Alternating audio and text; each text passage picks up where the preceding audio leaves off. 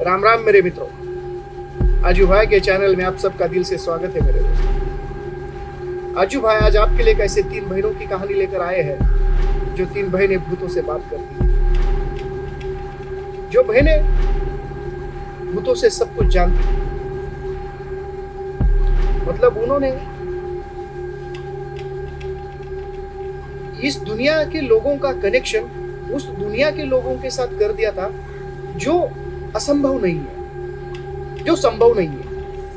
वो तीनों बहनें कहती थी कि मरे हुए लोगों से हम आपको कनेक्ट करवाएंगे, आपसे बात करवाएंगे। जी हाँ, मैं बात कर रहा हूँ वर्ल्ड की फेमस मशहूर 3 बहनें जिन्हें फॉक्स सिस्टर के नाम से जाना जाता है। ये कहानी भारत से कई मील दूर न्यूयॉर्क शहर के बाजू में एक छोटे से गांव की है। उस गांव का नाम था हाइडर्सफील्ड। मित्रों, 1848 में अपने पिताजी के साथ ये तीनों बहनें उस छोटे से गांव में रहने के लिए चली। वो जिस घर में रहती थी, वो बहनें जिस घर में रहती थी, उन्हें ऐसा महसूस होता था कि कोई जो है उनकी बात सुन रहा है, कोई जो है उनसे बात करना चाहता है। यहाँ से वहां चीजें घसकती थी, कुछ चीजें गिरती थी, तालियां बजने की आवाज आती थी। तो इन तीनों को ऐसा लगता था कि यार कुछ तो इस घर में अजीब है। और इन तीनों बहनों ने एक रात ठान लिया कि जो भी है हम उसके साथ बात करें। लेकिन अब बात करेंगे तो कैसे बात करेंगे, क्योंकि सामने वाली जो चीज थी इन्हें दिखाई नहीं देती थी। तो उन्होंने तय किया कि भाई अगर तुम हमसे बात करना चाहते हो तो एक चुटकी बजाओ। और पहले इन तीनों ने मिलकर एक चुटकी बजाई और कुछ ही देर बाद जो सामने वाली जो आत्मा थी उसने भी चुटकी बजाई। फिर वो तीनों बहनें धीरे धीरे करके उस आत्मा के साथ इशारों में बातें करती, जैसे चुटकी बजाना, कुछ चीज गिराना या कुछ ऐसा करना जिससे वो उनसे कनेक्ट हो पाए और उनके आंसर और उनके प्रश्न का वो उत्तर दे पाए। धीरे धीरे बातें पूरे शहर में फैल गई। ये जो तीनों बहनें हैं, लिया फॉक्स, मार्गरेटा फॉक्स और कैथरीन फॉक्स, ये भूतों के साथ बात करती है और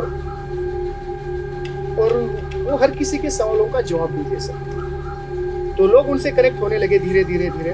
और जो उनके खानदान के जो लोग मरे हुए थे, किसी के भी खानदान में जब मरता है तो आदमी जब उसके साथ कनेक्ट होना चाहता है तो एक ही जरिया होता है, या मांत्रिक होता है, तांत्रिक होता है हमारे यहाँ पे। तो लेकिन वहाँ पे वो माइग्रेटा थी, लिया फॉक्स थी और कैथरीन फॉक्स।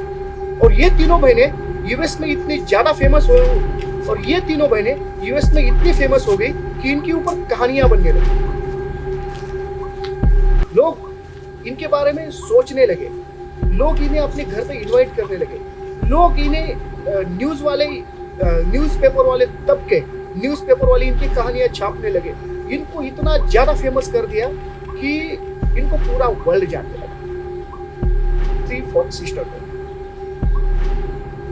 अभी इनके इवेंट होने लगे बड़े, पैसा आने लगा। पैसा आया तो शोहरत बढ़ी, शोहरत, रुतबा सब इनके कदमों में था। लेकिन क्या हुआ, 1888 में मार्गरेटा के जो पति थे उनका निधन हो गया। और वो क्या थे, कैथलिक थे, और वो बहुत बड़े कट्टर कैथलिक थे। और उन्होंने अपनी पत्नी से हर बार कहा, मार्गरेटा से, कि ये सब छोड़ दे, ये जो तू कर रही है ये पागलपन है, इसमें तू मत पड़।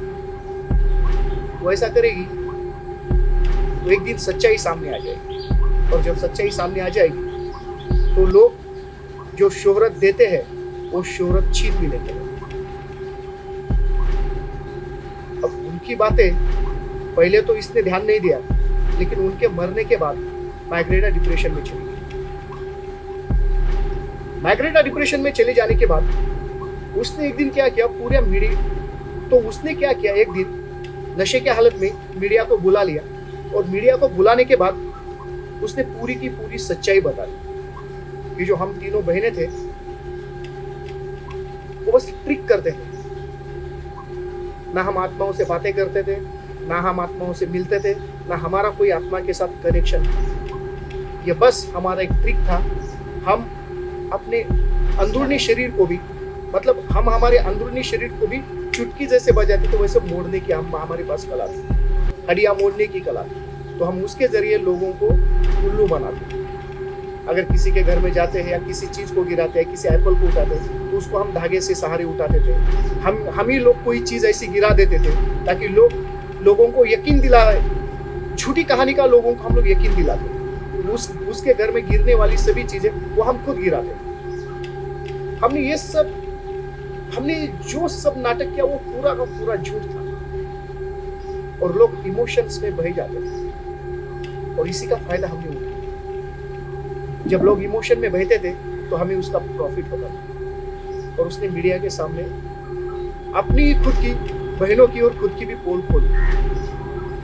उसके बाद लोगों का गुस्सा आसमान पे चढ़ा, और फिर धीरे धीरे धीरे धीरे इनकी कहानी खत्म हो गई,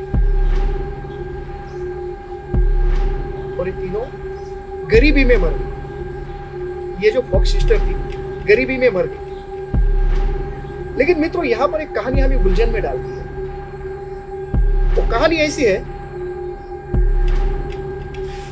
जब ये लोग छोटे थे, जब वो जिस घर में रहने के लिए चले गए थे बचपन में, जब उन्होंने पहली बार उनके साथ कनेक्ट किया था, आत्मा के साथ, जब इन्होंने आत्मा के साथ पहली बार कनेक्ट किया था, तब जो उन्होंने बात बताई थी कि इस घर में